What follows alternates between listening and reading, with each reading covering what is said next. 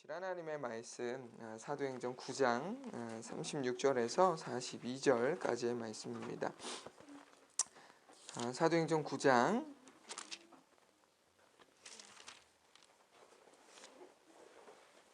36절로 42절입니다.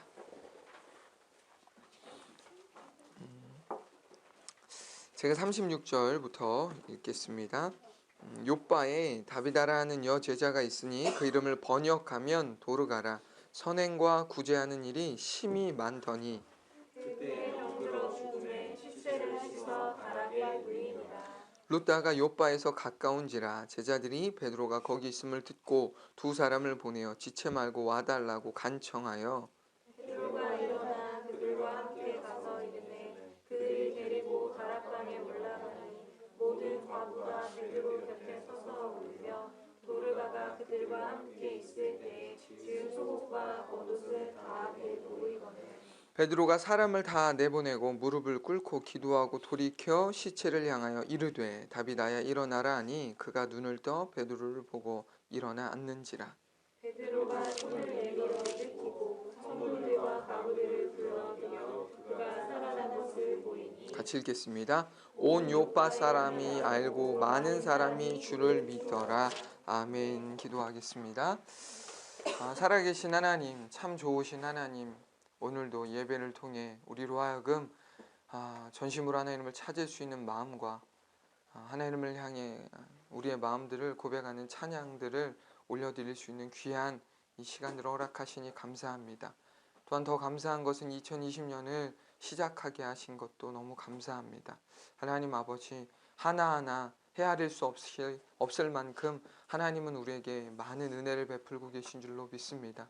그 은혜들을 하나님 받은 것에 그치지 않게 하시고 우리가 또한 그 은혜를 어떻게 사용하며 살아가야 되는지 다시 한번 이 예배를 통해서 오늘 주시는 말씀을 통해서 깨닫게 하시고 그렇게 살아가도록 오늘도 결단하며 성령의 기름 부으심과 성령의 충만함 가운데 그렇게 사라지는 놀라운 은혜가 있도록 우리 모두를 인도하여 주시옵소서. 감사드렸고 살아계신 예수님의 이름으로 기도했습니다.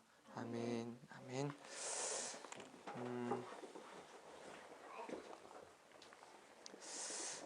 2020년 첫 번째로 드리는 주일 예배입니다.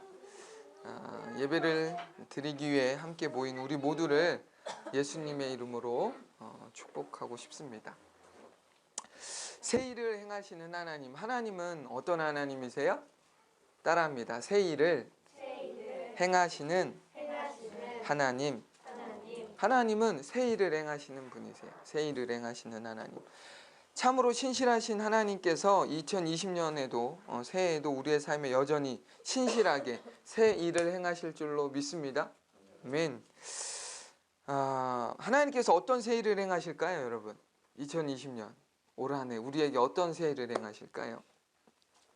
그것은 아무도 알 수도 없고 알 필요도 없습니다. 하나님께서 어떤 새 일을 행하실지 알 수도 없고요, 알 필요도 없어요. 왜냐하면 때가 되면 하나님께서 누구에게나 자연스럽게 그것을 알게 하시기 때문에 그렇습니다. 자연스럽게 알게 하시는 거예요. 믿는 자들 중에도 뭐 하는 사람 있냐? 하나님이 하실 일들에 대한 궁금증은 있는데 그것을 모르니까 어떻게 해요? 자꾸 사람에게 물어보려고 하는 이상한 일들이 있잖아요. 그것을 굳이 그렇게 알 필요가 없다라는 거예요. 하나님께서 때가 되면 알게 해주십니다. 그렇게 우리가 해야 될 것은요, 눈에 보이는 상황과 환경과 상관없이 새 일을 행하실 하나님에 대한 기대와 소망을 가지고 하루하루를 믿음으로 살아내는 것인 줄로 믿으시기 바랍니다. 그냥 하루하루 사는 거예요. 허락하신 하루를 새 일을 행하실 것에 대한 이 믿음을 가지고 살아가는 거예요. 바라기는 그런 믿음의 삶을 우리가 하루하루 살아감으로 우리를 위해 예비하신 하나님의 새 일을 2020년 날마다 경험하게 되어지길 예수님의 이름으로 다시 한번 축원드립니다. 아멘. 정말 그것들을 경험했으면 좋겠어요. 2020년 새해에도 우리는 계속해서 사도행전을 통해 우리에게 말씀하시는 주님의 음성에 귀 기울여 보려고 합니다. 우리에게 무엇을 말씀하시는지. 우리는 지난 시간 룻다와 사론 지역의 사람들이 전인적으로 회복되고 정돈된 애니야를 보고 주님께로 돌아왔다라는 본문의 내용을 자세히 살펴보았습니다. 애니야의 변화된 삶으로 인한 그리스도의 향기가 루다와 사론 지역을 넘어 어디 지역까지 뻗어갔냐? 오늘 본문에 보시면 욥바라는 지역까지 갔다는 거예요. 루다와 사론 지역에만 머물러 있는 게 아니라 오늘 본문의 내용을 보니까 어디까지요? 욥바라는 지역까지 뻗어나갔다라는 것을 확인하게 되어지는데요. 본문 36절 다시 한번 읽어보겠습니다. 시작. 욥바에 다비다라는 여제자가 있으니 그 이름을 번역하면 도르가라. 선행과 구제하는 일이 심히 많더니. 아멘. 오늘 본문은 루다와 사론에 이어 욥바라는 지명을 언급하면서 그곳에 다비다라고 하는 신실한 믿음의 여인이 있었다라는 것으로 시작하고 있습니다. 이 대목에서 한 가지 흥미로운 사실은 다비다라는 그녀의 히브리식 이름, 이거 지금 다비다라고 하는 이름은요 히브리식 이름이에요. 다비다. 이 히브리식 이름인 다비다만 언급해도 될 것 같은데 성경은 굳이 무엇까지 언급하냐? 도르가라고 하는 헬라식 이름을 다시 한번 그녀의 이름을 언급하고 있다라는 거예요. 본문의 내용에서 아시겠지만 여러분, 우리는 그녀의 나이도 모르고요. 결혼의 유무도 몰라요. 그녀의 어떤 상태를 아무것도 몰라요. 그녀와 관련해서 소개할 것이 너무 많이 있음에도 불구하고 성경은 그런 것들에 대해서 하나도 언급하고 있지 않습니다. 그런 상황에 굳이 성경은 무엇을 언급하고 있어요? 그녀의 두 가지 이름을 언급하고 있어요. 하나는 히브리식 이름, 하나는 헬라식 이름. 왜 중요한 정보들은 언급하지 않고 굳이 그녀의 두 가지 이름을 언급했을까? 성경이 말하고 싶은 게 이 안에 있는 거예요. 그녀의 정보, 한 가지 정보를 우리에게 노출하고 있는데 그것이 무엇이냐면 그녀가 헬라파 유대인이었다라는 사실을 지금 이야기하는 거예요. 여러분 생각해 보세요. 당시 유대인들은 지금도 그렇지만 디아스포라된 유대인이 있고 유대 지역, 예루살렘, 이스라엘이라고 하는 지역을 떠나지 않고 계속 살고 있는 히브리 유대인들이 있는 거예요. 그러니까 그때도 그랬지만 이 히브리 유대인들은 이름이 몇 개일까요? 이름이 몇 개? 한 개죠. 그렇죠. 한 개만 필요한 거예요. 유대식 이름만 있으면 돼요. 히브리식 이름만 있으면 돼요. 그러나 헬라파 유대인들은 어디서 태어났어요? 헬라 지역에서 태어났어요. 그러니까 이 유대인이라고 하는 정체성이 있기에 유대식, 히브리식 이름도 필요했지만 무엇도 필요한 거예요? 지금? 그 지역을 살아갈 수 있는 헬라식 이름도 필요했던 거예요. 그러니까 지금 성경이 다비다라고 하는 여인을 언급하면서 도르가라고 하는 헬라식 이름을 또다시 언급한 이유는 뭐냐면 이 여자가 지금 어떤 출신의 여자냐면 헬라파 유대인이야 라고 하는 것을 우리에게 정보를 제공하는 거예요. 헬라파 유대인이었다는 거예요. 이방인이 아니고 헬라파 유대인이었다라는 거예요. 이 헬라파 유대인들은 앞서 말씀드린 것처럼 이름을 히브리식 이름과 헬라식 이름을 둘 다 가지고 있었어야 돼요. 그렇지 않으면 어떻게 할 수 없어요? 그 헬라 지역에서 살아가는데 굉장히 불편하겠죠. 예를 들어 이런 거예요. 미국에 사는데 계속 내 이름을 장용진이라고 하면 그 사람들과 소통하는 게 쉬워요, 어려워요? 어렵겠죠. 그 사람들은 제 이름을 따라하기가 어려워요. 장용진이라고 하는 이름을. 그러니까 뭐라고 보통 해요? 사람들이 성은 남기고 이름을 바꿔서 말하잖아요. 뭐 스티브 유 뭐 이렇게 얘기하잖아요. 뭐 제 주변 사람들 여러분들도 아시는 연예인들 이름도 많은 그런 사람들 있잖아요. 성은 남겨두고 이름을 영어식 이름으로 부르는 거예요. 왜? 거기서 살아가야 되기 때문에. 그러니까 우리는 그 이름을 들으면 뭘 알 수 있냐면 아 재미교포구나, 제1교포구나 알잖아요. 그런 것처럼 똑같다라는 것이죠. 이 본문의 내용으로 다시 돌아와서 성경은 다비다라는 여인이 헬라파 출신의 유대인이었다라는 사실을 강조하면서 그녀와 관련하여 한 가지 사실을 더 추가적으로 강조하고 있는데 그것이 무엇인지 한번 보자고요. 방금 읽었던 36절 한번 볼게요. 무엇을 한 가지 더 강조하고 있냐면요. 36절 다시 한번 읽어봅니다. 시작. 욥바에 다비다라는 여제자가 있으니 그 이름을 번역하면 도르가라. 여기서부터 중요하죠. 선행과 구제하는 일이 심히 많더니. 그녀에 대해서 강조하고 있는 한 가지 더 추가적인 내용이 있는데 그게 뭐냐면 선행과 구제하는 일을 했는데 심히 많이 했대요. 심히 많이 했대요. 우리말 심이 많다로 번역된 헬라어는요, 플레레스라고 하는 단어인데 이것은 가득한, 충만한, 완전한이라는 의미를 가지고 있습니다. 가득했다는 거예요. 충만했다는 거예요. 완전했다는 거예요. 그녀의 뭐가? 선행과 구제가 말이에요. 우리가 여기서 추가적으로 알고 있어야 될 것이 한 가지 있는데 그게 뭐냐면 헬라어 플레레스는요 단순히 가득 찬 상태, 충만한 상태를 의미하는 게 아니에요. 그러니까 컵에 물이 가득한 이 상태를 플레레스라고 말하지 않는다는 거예요. 물이 가득 찼습니다. 이건 플레레스가 아니에요. 그럼 뭐가 플레레스냐? 가득 차서 흘러야 돼요. 이해가 되세요?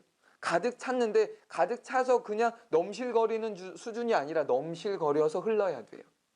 그게 충만한 상태예요. 이런 헬라의 의미를 살려서 본문의 내용을 직역하면 이렇게 되겠죠. 그녀가 선행과 구제하는 일을 하되 가득 차서 흘러 넘치도록 충만해서 흘러 넘치기까지 했다라고가 되는 거예요. 그냥 심히 많이 했다 정도가 아니라 넘칠 정도 했다는 거예요. 아니 넘쳤다는 거예요. 그녀가 어떤 종류의 선행과 구제하는 일을 그렇게 넘치도록 했을까요? 많이 했대요. 엄청 많이 했대요. 무엇을 그렇게 했을까? 본문 39절은 그녀가 했던 선행과 구제의 내용을 우리로 하여금 알게 합니다. 39절입니다. 시작.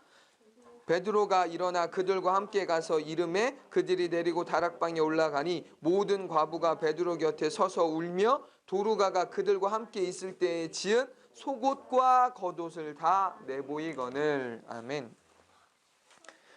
여러분, 어렵고 힘든 사람들에게 선행과 구제를 할 수 있는 방법은 굉장히 다양합니다. 그렇죠? 어렵고 힘든 가난한 사람들에게 어떤 보통의 방법들로 사람들이 선행과 구제를 하죠? 주로 먹을 거예요. 먹을 거. 그렇죠? 먹을 거를 제공합니다. 왜? 먹지 못하는 경우들이 많기 때문에 그래요. 그래서 우리가 서울역이나 청량리나 가보면 뭐 하냐면 거기에 가면 점심때마다 밥 퍼주는 그런 사역을 하는 목사님들이 계세요. 그러니까 그 먹을 것을 살 수 있는 경제적인 여유가 없고 환경이 안 되는 사람들에게 무료로 식사를 제공하는 거죠.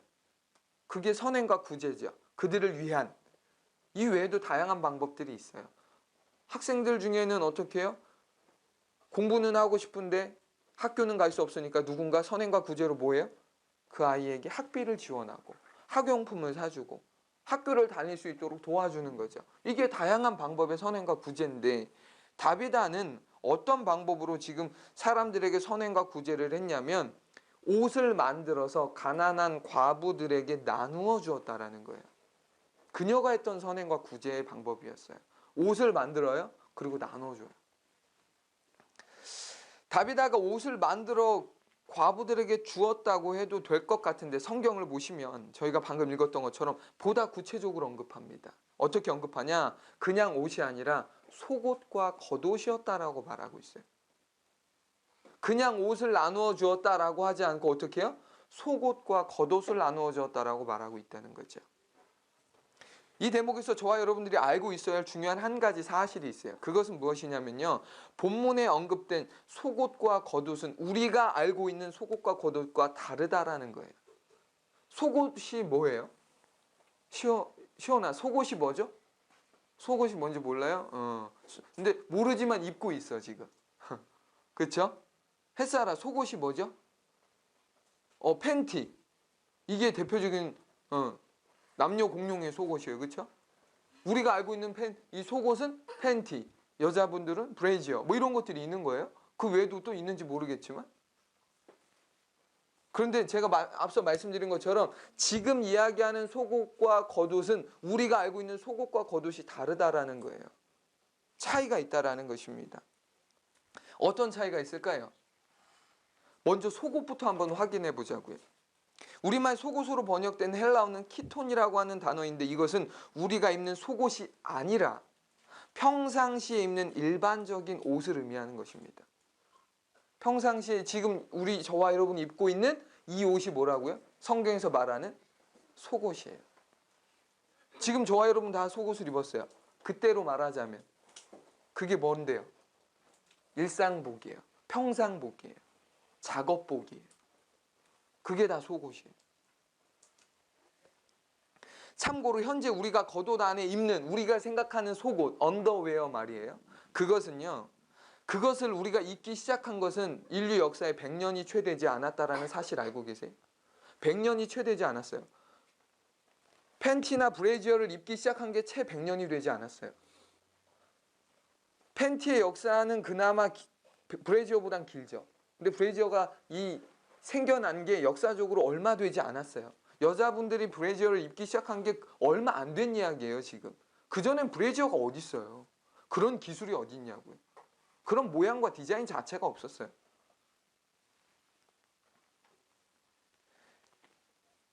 있었다고 하더라도 지금의 속옷과는 형태와 모양이 굉장히 달랐습니다. 보면 되게 웃긴 거예요. 속옷이라는데 지금 우리가 생각하는 속옷하고는 많이 다른 거예요. 본문에 언급된 속옷은요, 어떻게 생겼냐? 2개의 커다란 천을 이어붙여요. 그리고 어떻게 하냐? 구멍을 내기 시작해요. 어디에? 머리가 들어갈 구멍, 또 팔이 들어갈 구멍. 긴 천이에요. 그걸 껴 입어요. 상상해 보이시죠? 상상해 보면 딱 느낌 오잖아요. 머리 빠져 있고 팔 빠져 있어요. 그러니까 쉽게 말해 원피스예요. 원피스죠. 그냥 원피스예요. 이게 뭐라고요? 속옷. 그런데 이게 사람들이 입고 다녔던 일상복이었다라는 거예요. 그 안에 뭐가 없어요? 우리가 지금 소중한 부위를 가리기 위해서, 보호하기 위해서 입는 우리가 생각하는 팬티나 브래지어는 없었다라는 거예요. 그런 건 없었어요.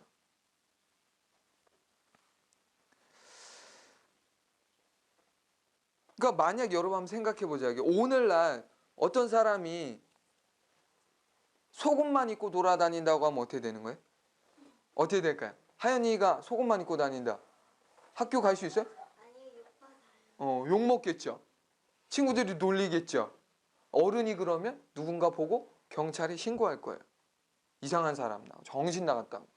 그러나 그 당시 본문이 기록된 당시 사람들은 속옷만 입고 돌아다녔어요. 왜? 그때 당시 그게 일상복이었으니까. 그의 옷을 입고 외출을 하는 거예요. 우리가 성경을 볼 때 이런 차이가 있다는 걸 그래서 배우고 알아야 되는 거예요. 속옷이 아니고 우리가 입고 있는 속옷은 지금 생겨난 지 100년이 채 안 됐다니까요.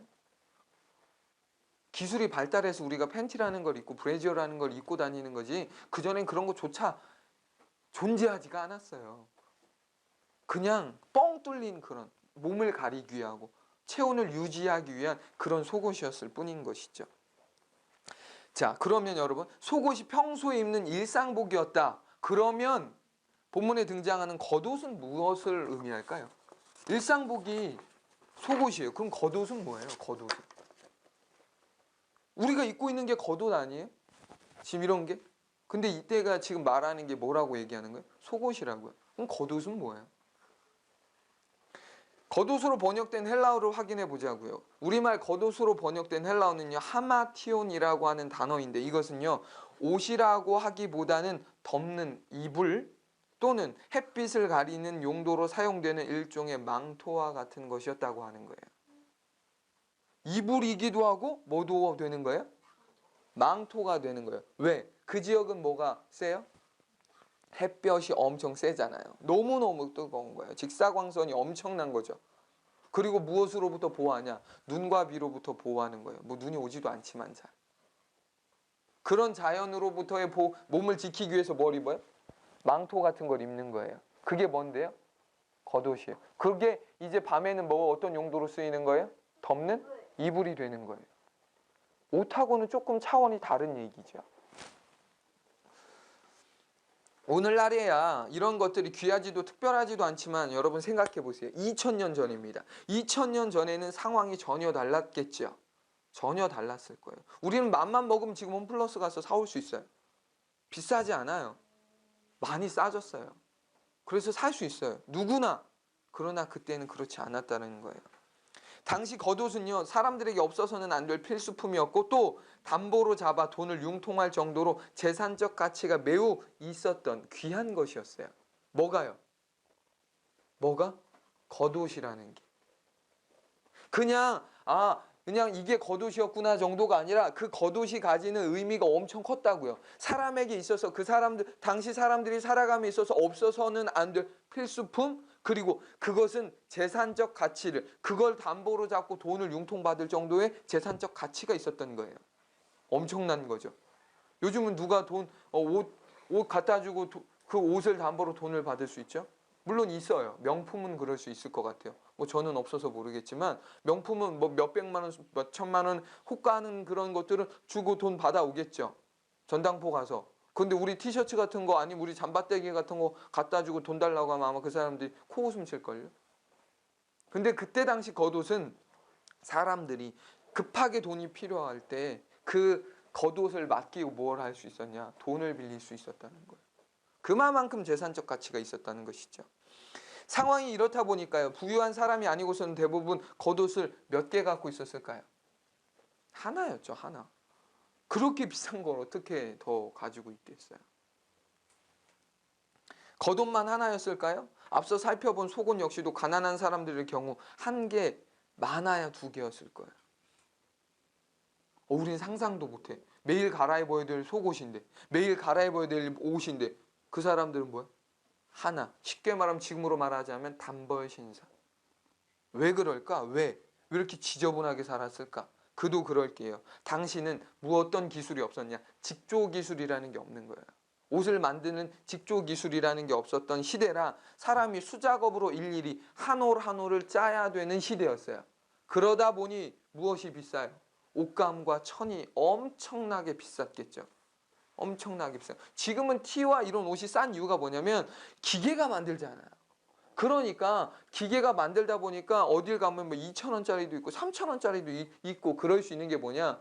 사람의 손이 많이 가지도 않고 어렵지도 않아요. 그런 이 천을 만들고 이 옷감을 만드는 게 어렵지 않아요. 그러니까 되게 싸지만 그때는 그렇지 않았다는 거예요. 그래서 굉장히 비쌌고 그러다 보니까 가난한 사람들은 속옷이라고 하는 일상복도 한 개 이상 갖기가 어려웠다는 거예요. 당시 옷이 얼마나 귀했을까? 우리는 본문을 넘어서서 요한복음으로 한번 넘어가서 그것을 확인할 수 있어요. 요한복음 19장 23절에서 24절. 와, 성경에 옷이 얼마나 귀했는지를 우리는 확인할 수 있는데 이 내용이 요한복음 19장 23절에서 24절의 내용을 통해 확인할 수 있습니다.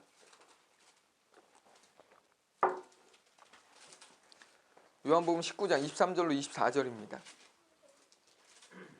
읽어보겠습니다. 시작. 군인들이 예수를 십자가에 못 박고 그의 옷을 취하여 네 깃으로 나눠 각각 한 깃씩 얻고 속옷도 취하니 이 속옷은 호지 아니하고 위에서부터 통으로 짠 것이라. 군인들이 서로 말하되 이것을 찢지 말고 누가 얻나 제비 뽑자 하니 이는 성경에 그들이 내 옷을 나누고 내 옷을 제비 뽑나이다 한 것을 응하게 하려 함이로라. 군인들은 이런 일을 하고. 아멘.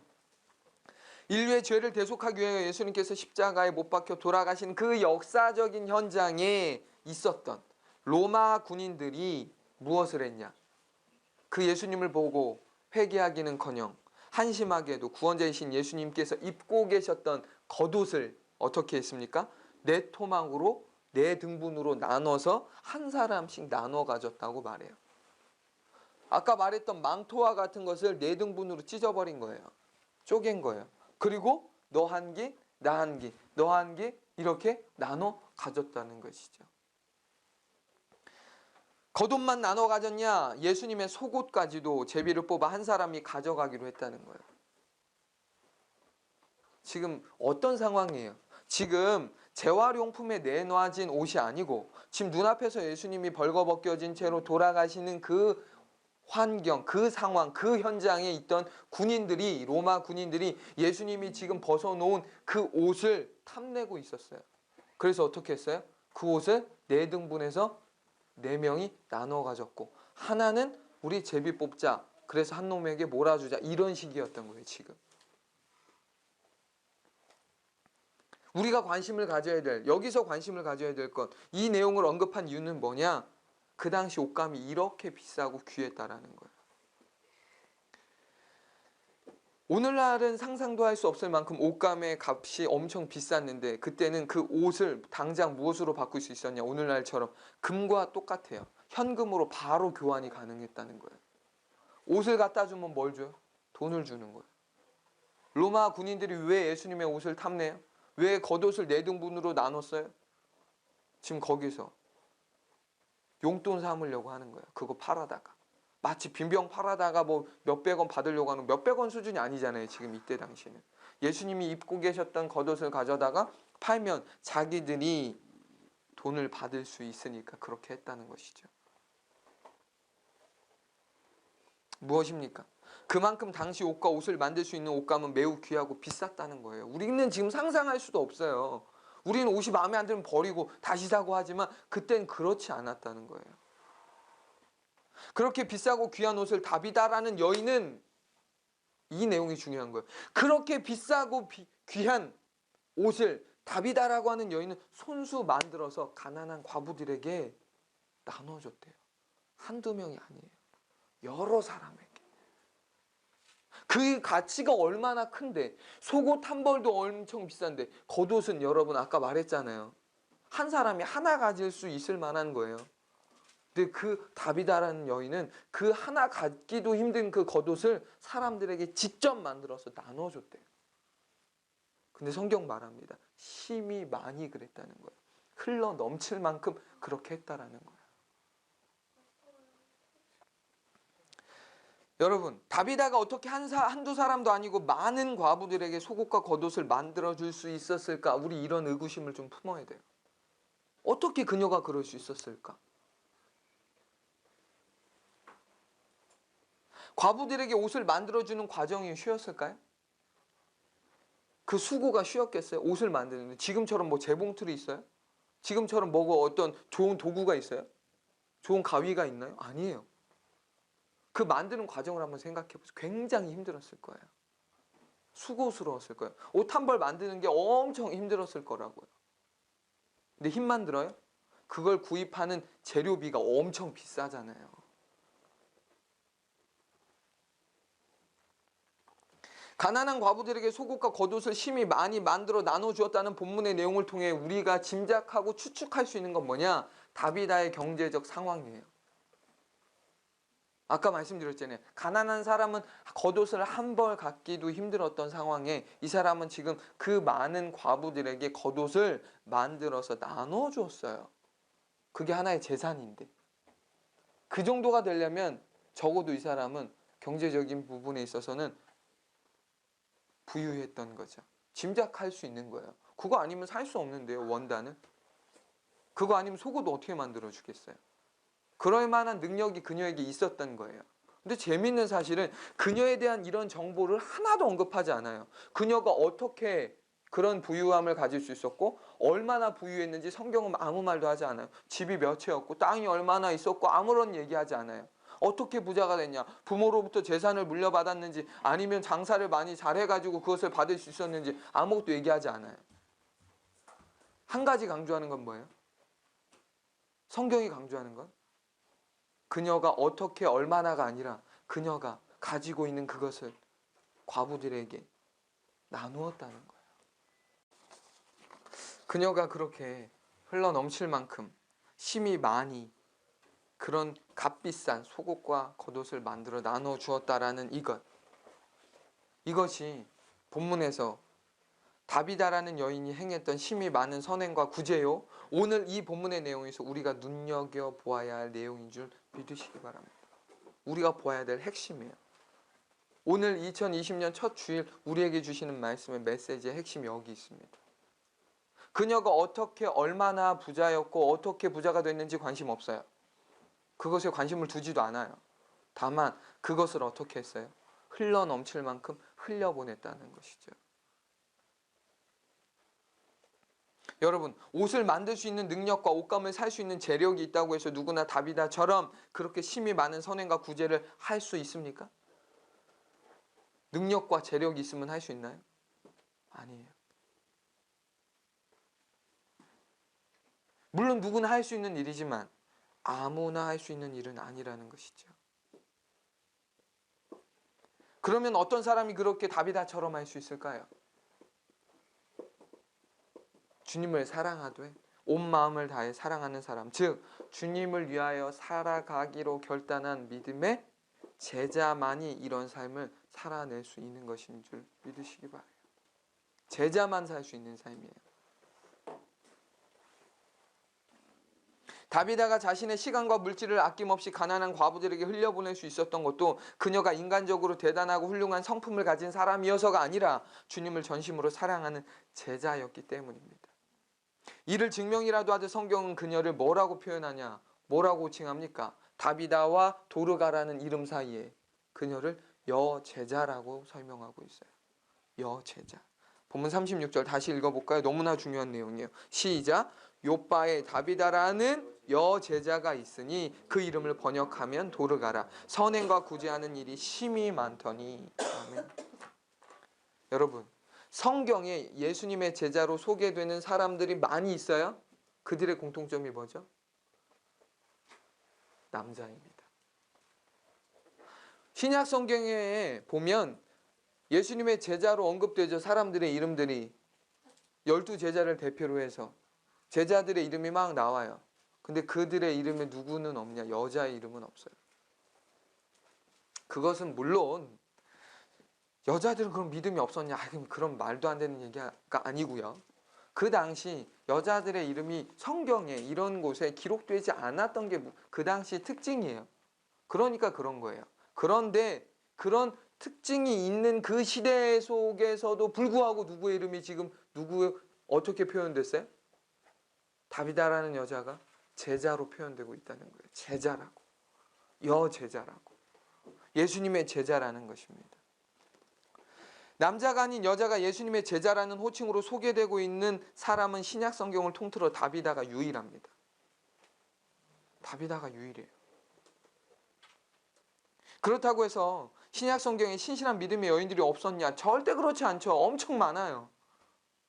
안나 선지자, 예수님을 낳았던 마리아, 막달라 마리아, 엄청 많아요. 그 외에도 믿음의 사람들 루디아도 있고 엄청 많죠. 진짜 신실한 믿음의 사람들, 목숨 내놓고 주님을 섬겼던 사람들 너무 많아요.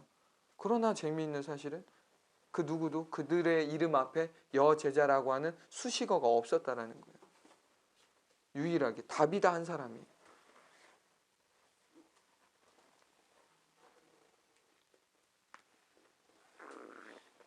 그만큼 다비다의 삶이요. 하나님과 사람들에게 신실하고 아름다운 삶이었다라는 것을 지금 강조하고 있는 거예요. 그러면 딴 사람은 제자 아니에요. 나 제자 맞죠. 그러나 다비다의 삶을 통해서 강조하고 싶은 거예요. 제자의 삶이 이런 거라고. 제자의 삶이 이런 거라고. 예수 믿는 제자의 삶이 이런 거라고 지금 강조하고 싶은 거예요. 하나님 난 잘 섬깁니다. 하나님 믿습니다. 라고 하는 게 제자가 아니라 그 삶이 그에 걸맞게 흘러 넘쳐갈 만큼 흘려보내는 그 제자의 삶이 있어야 진짜 제자인 것이죠. 예배를 드린다고 제자가 아니고, 예수님을 안다고, 구원자로 안다고 제자가 아니고, 그분이 사셨던 삶, 자기의 목숨까지도 아끼지 않고 사람들에게 내어주셨던 그 삶, 그 삶을 살아가는 사람이 제자인 것. 여러분 2020년 새해가 밝았습니다. 새해를 우리는 어떻게 살아야 할까? 여러분 나름의 고민과 생각과 계획이 있을 거예요. 어떻게 살까? 어떻게 살아가야 할까? 어떤 한 해를 보낼까? 나름의 계획과 생각이 다 있다는 거예요. 알아요. 저도 그렇습니다. 그러나 여러분 방법은 개인과 가정이 모두 다양하게 다르겠지만 무엇만큼은 똑같아야 되냐? 목적만큼은 똑같아야 될 줄로 믿으시기 바랍니다. 방법은 다양할 수 있어요. 그러나 목적은 분명히 똑같아야 돼요. 그 목적이 무엇입니까? 예수님을 위한 삶이어야 되고 복음을 위한 삶이어야 하는 것입니다.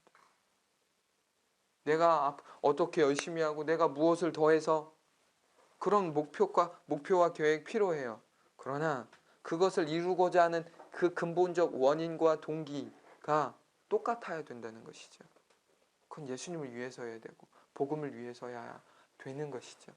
그런데 여러분, 여기서 우리가 짚고 넘어가야 될 게 뭐냐?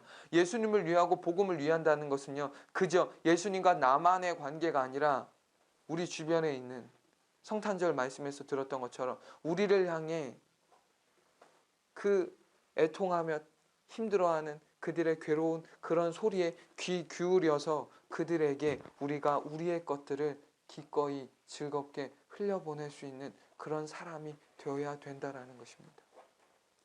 그게 제자죠.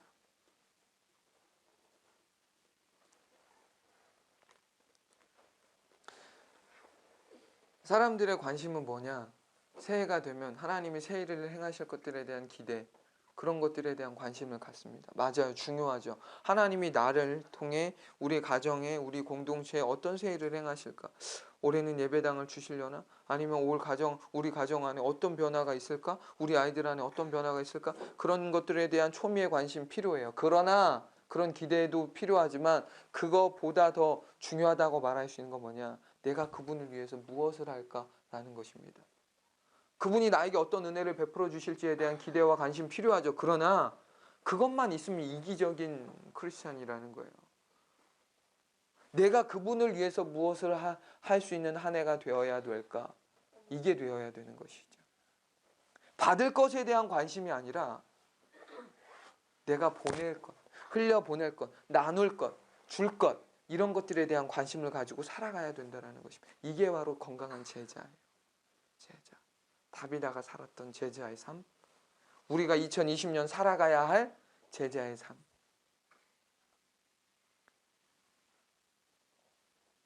2020년 우리 개인과 가정, 우리 공동체 모두가 제자로서 살아가는 한 해가 되었으면 좋겠습니다. 하나님이 우리에게, 나에게 주실 어떤 기대만 아니라 내가 주님을 위해서 해야 될 그 일에 대한 관심.